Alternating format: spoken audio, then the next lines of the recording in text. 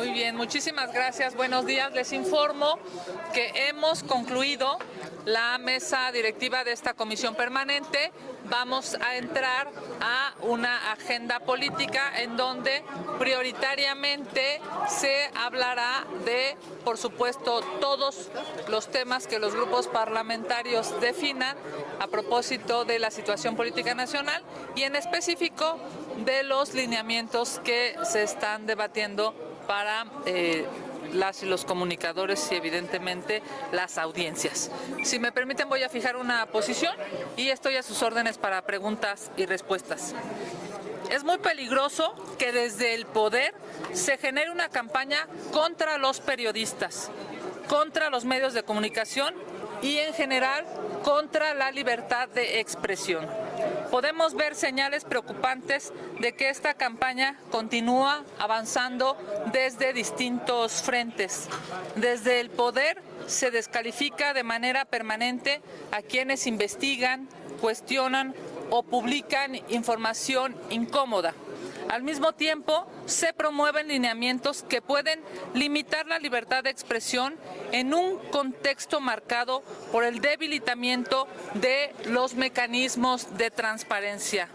En algunos estados se impulsan medidas para registrar, clasificar o decidir quién puede ser considerado periodista, en contradicción con el criterio amplio establecido en el artículo 2 de la Ley para la Protección de Periodistas Defensoras de Derechos Humanos y Periodistas, que protege el ejercicio sin exigir título profesional. Esto es, la ley dice que no debe definirse a un periodista por su título profesional, por su remuneración, por su periodicidad, ni, por supuesto, puede ser este carácter de periodista definido nunca por una autoridad. Restringir la calidad de periodista puede excluir arbitrariamente a comunicadores de los mecanismos de protección y convertirse en una forma de control sobre la libertad de expresión. Restringir la calidad de periodistas o estigmar a las personas por hacer periodismo, sin lugar a dudas, hoy es un tema altamente preocupante para nuestra nación. No podemos normalizarlo. La libertad de expresión rara vez se cancela de un solo golpe. Se restringe poco a poco mediante descalificaciones, procedimientos, amenazas de sanción, acoso judicial y reglas ambiguas que generan incertidumbre. En un país donde numerosos actos de corrupción, abusos e irregularidades han salido a la luz gracias a las investigaciones periodísticas, no podemos permitir el menor intento de intimidar o desacreditar a quienes investigan y publican información de interés nacional. Proteger su trabajo no significa otorgar privilegios, significa defender el derecho de toda sociedad a conocer la verdad y a exigir cuentas. El objetivo del poder es que el miedo haga el trabajo de censura, que periodistas, medios y ciudadanos comiencen a preguntarse si vale la pena investigar, publicar o cuestionar. Cuando una persona se calle por temor a las consecuencias, la autocensura estará comenzando. Y mientras desde el poder se insiste en confrontar a la prensa, la violencia contra los comunicadores continúa. Reporteros Sin Fronteras ha documentado 7 periodistas asesinados en México durante este año, prácticamente uno por mes. Artículo 19 señala además que durante 2024 se registraron 639 agresiones contra la prensa, una cada 14 horas. Mientras siguen asesinando periodistas desde distintos micrófonos, lejos de protegerlos, se les estigmatiza. Las instituciones del Estado deberían utilizar todas sus capacidades para proteger la libertad de expresión, garantizar la transparencia, prevenir las agresiones y combatir la impunidad. Nunca El poder se debe ocupar para vigilar, descalificar, intimidar o inhibir a quienes ejercen el periodismo. Ningún gobierno democrático combate a la prensa. Por el contrario, garantiza las condiciones para que pueda investigar, preguntar y publicar con plena libertad. La crítica no es una amenaza para la democracia. La amenaza es el silencio generado por el miedo. Muchas gracias, estoy a sus órdenes.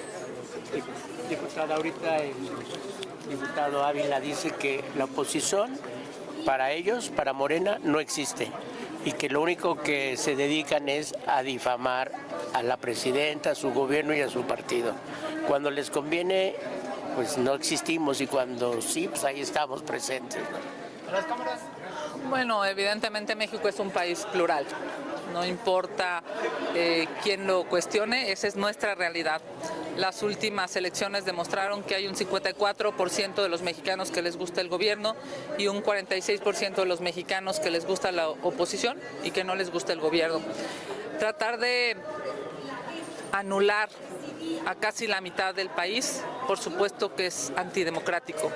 Tratar de callar a casi la mitad del país que piensa distinto es evidentemente un retroceso en este país, y hoy tenemos una ciudadanía fuerte, vibrante, inteligente, que escribe en las redes sociales, que participa, que sale a marchar, que demuestra que por supuesto hay visiones distintas. El mundo está polarizado, nuestro país está polarizado, pero siempre hay que respetar al otro y hay que reconocer que el otro existe. Si desde el poder no se reconoce al otro, pues claramente hay una falta, primero, de democracia y segundo, de entendimiento de la realidad de nuestro país.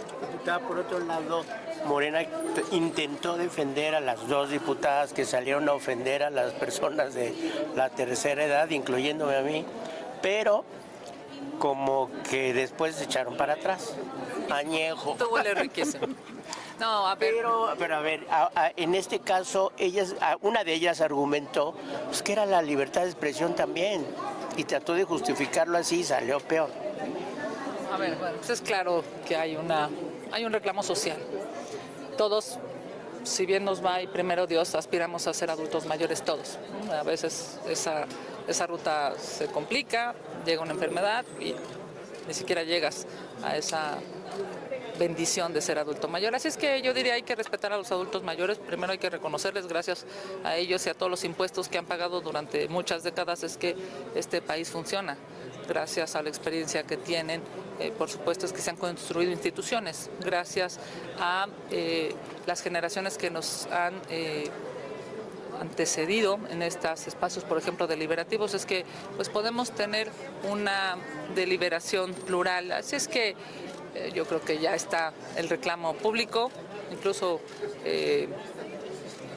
pues yo diría hasta político, para este tipo de comentarios que claramente pues desde mi perspectiva no deberían de suceder.